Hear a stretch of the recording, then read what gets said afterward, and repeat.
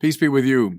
Friends, we come to this great feast of Pentecost, the culmination of the Easter season, the feast that along with Easter and Christmas is the most important in the church year. And it's sort of par excellence, the feast of the Holy Spirit. I don't think we talk enough about the Holy Spirit. That's a critique, by the way, of the Western Church, of the Catholic Church, that even though, of course, we mention and we honor and we worship the Holy Spirit, that we don't speak sufficiently of this third person of the Trinity. And there might be some truth to that. Vatican II, I think, tried to bring the Holy Spirit very much into the forefront. So I want to continue in that spirit. All three readings today are marvelous. I want to just dip in briefly to each one and bring out some features of the Holy Spirit. Listen now, our first reading is from that second chapter of the Acts of the Apostles, the famous account of the first Pentecost. When the time for Pentecost was fulfilled, they were all in one place together, they, the disciples and the Blessed Mother. Suddenly there came from the sky a noise like a strong driving wind, and it filled the entire house where they were. So the wind, a great symbol of the Holy Spirit. Mysterious? You bet. Where's it come from? Where's it going? As Jesus himself said, we don't always know. The wind is strange, mysterious, elusive, unpredictable, and powerful. There's the point, I think. Powerful. See, when you get in touch with the Holy Spirit, you're getting in touch with the love that connects the Father and the Son. You're getting in touch with the love that God is, and therefore with the very force that gave rise to the universe. So at the risk of sounding a little bit cosmic and grandiose, you're in touch with the most powerful force imaginable. Where do we see it? We see it in the lives of the saints. We can talk about politicians and generals and cultural leaders as powerful, and indeed they are. Think of a Julius Caesar or Napoleon. But they're nothing when compared with the power of the saints. Because worldly rulers are going to use, weapons, and they're going to use political machinations. And sure, those are powerful forces. But they're nothing compared to the power by which the entire universe is created and sustained. And the great saints, in the measure that they cooperate with the Holy Spirit, tap into and unleash this power. Examples abound, but I always think of John Paul II in Poland, because it happened in my lifetime in the most extraordinary way, where this man who didn't have an army, didn't have tanks or guns or anything, had no political power in the ordinary sense of the term, but by God, he had the Holy Spirit. And tapping into that spirit, he unleashed a power that did indeed undo the Soviet Union and the bloc of nations that surrounded it. Nobody, when I was a young man, nobody would have predicted that the Soviet Union would collapse without some great cataclysmic world war. And yet it happened because somebody who was deeply in touch with the Holy Spirit unleashed that great wind, that great power. Or think of Mother Teresa in a somewhat different context. But Mother Teresa, this tiny lady, this simple woman with no power whatsoever in a worldly sense, but she had the Holy Spirit. She cooperated with the Holy Spirit and unleashed this force. Now it covers the whole world, the community that she founded. It's true of all the saints. So here's the thing, everybody listening to me today. You want power, and I don't mean the little power of the world. I mean the real thing. You want the real thing, authentic power. Surrender your life over to the Holy Spirit. Say, Lord, look, it's not what I want. It's not my projects and plans. It's your projects and plans. Lord, it's what you want to accomplish through me. You will find, trust me, you will tap into this source of power to change things for good, change things for the better in your life, in your family, in your place of work. Surrender by a conscious act to the Spirit, and you unleash this great driving wind. Same thing. And then secondly, we hear, and there appeared to them tongues as of fire, which parted and came to rest on each one of them. Tongues as of fire. So fire is a symbol of the Spirit, obviously. Fire which destroys what needs destroying. Fire that also unleashes extraordinary power. I sensed that when I was in California, and these great fire swept through, forests and swept through communities. But the important thing here, I think, is not just fire. It's tongues as a fire. One of the marks of the Holy Spirit, power, yes, indeed, but also fiery speech. Fiery speech is a mark of the Holy Spirit.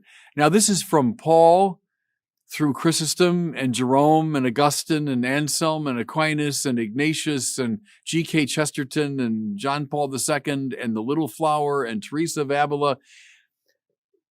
Words, the power of words, fiery speech. I don't mean the sort of mewling speech of a child or sort of hand-wringing speech or I got more questions than answers. I mean, bore me to death with all that. I grew up with that, a church that was too preoccupied with all of its questions and all of its hesitations. No. When you got the Holy Spirit in you, fiery speech tends to come forth from you. Words about the Lord, words about Jesus, words about the church that are meant to set the world on fire. Think of Fulton Sheen in the 20th century. His fiery words changed people's hearts and lives by the millions. That's what the Holy Spirit does, fiery speech. Now, as we go on in this marvelous passage, we hear this. There were devout Jews from every nation under heaven staying in Jerusalem because it was the Jewish feast of Pentecost, right? At this sound, they gathered in a large crowd, but they were confused because each one heard the disciples speaking in his own language. So this famous phenomenon of the first Pentecost. The disciples go out full of power, full of fiery speech, and all these Jews from all over the world nevertheless heard them speaking in his own language. It's the undoing of Babel, isn't it? The Tower of Babel, when human speech was divided. We're set apart from each other, separated, scattered. In this great act of Pentecost, this great day of Pentecost, the speech of the world is united. Now, it doesn't mean, obviously, that now all particular languages are eliminated. But see, it means something deeper, more important. It means that when you speak of the Holy Spirit and the things of God, you are communicating with the deepest part of the person you're talking to.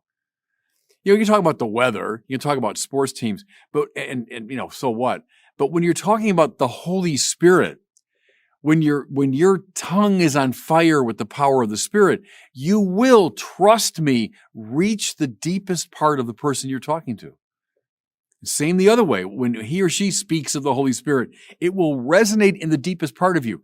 See, deep down, despite all the differences on the surface, we all do indeed speak the same language because we come forth from the same source, from the Holy Spirit. That's the point here, I think, everybody. And look at this. I love this detail when the author of Acts, St. Luke, bothers to tell us where all these people are from.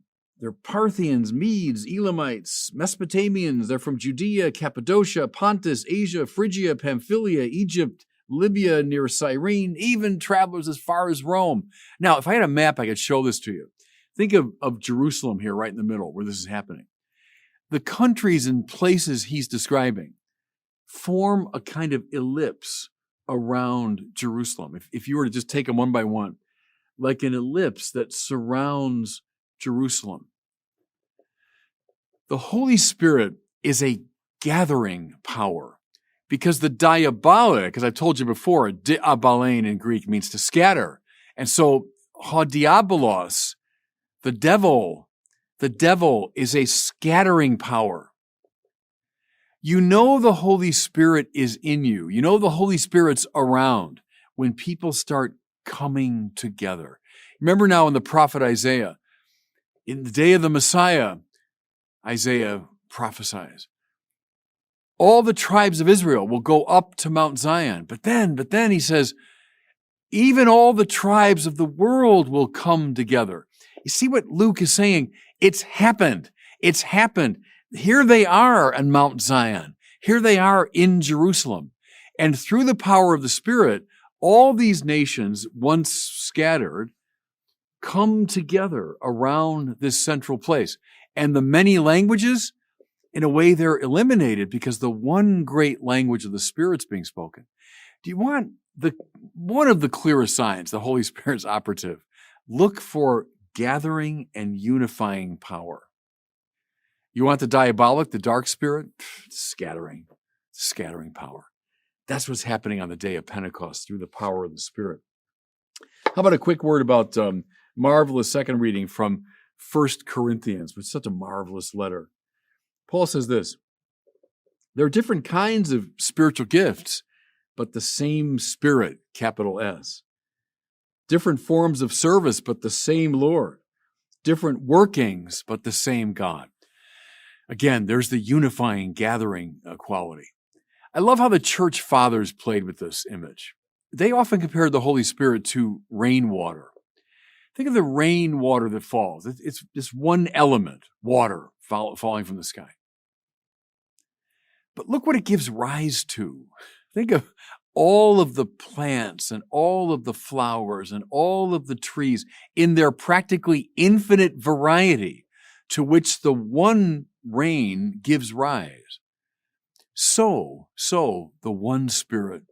Yes, indeed, the one Spirit, the love that connects the Father and the Son, is breathed forth into the world.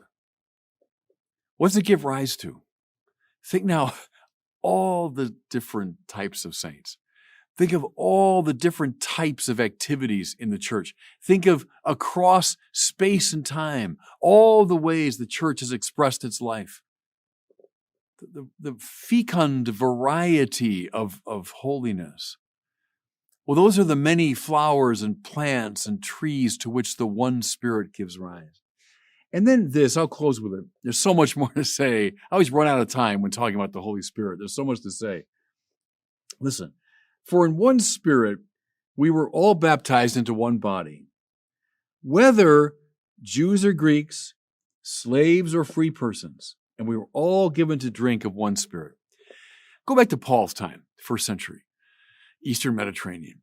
These are two of the most fundamental divisions in the human family. They would have referred to Jews and Greeks or Jews and Gentiles. It's two groups. It's one of the most basic ways they kind of oriented themselves. Well, what are you? Are you a Jew or a Gentile? Jew or Greek?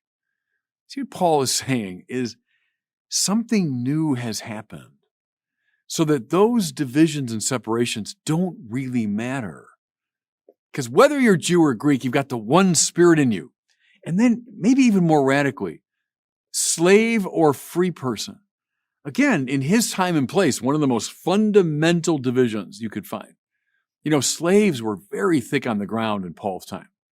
Millions and millions of slaves. There's a fundamental division. Paul's saying, well, but they share in the one Spirit. And so what unites them is far, far more important than even this most basic division. Can I make this remark? I think N.T. Wright might have said this, or maybe it was Tom Holland, that Paul is planting a sort of time bomb here. In time, this idea, radical idea, would give rise to liberation movements, including and especially the abolition of slavery. But see, I would argue in the West, it begins with a text like this. The Holy Spirit is more fundamental than anything that divides us. There's the unifying power of the Spirit. Again, everybody, much more we could say, but savor today this great feast of Pentecost. And bottom line, in prayer today,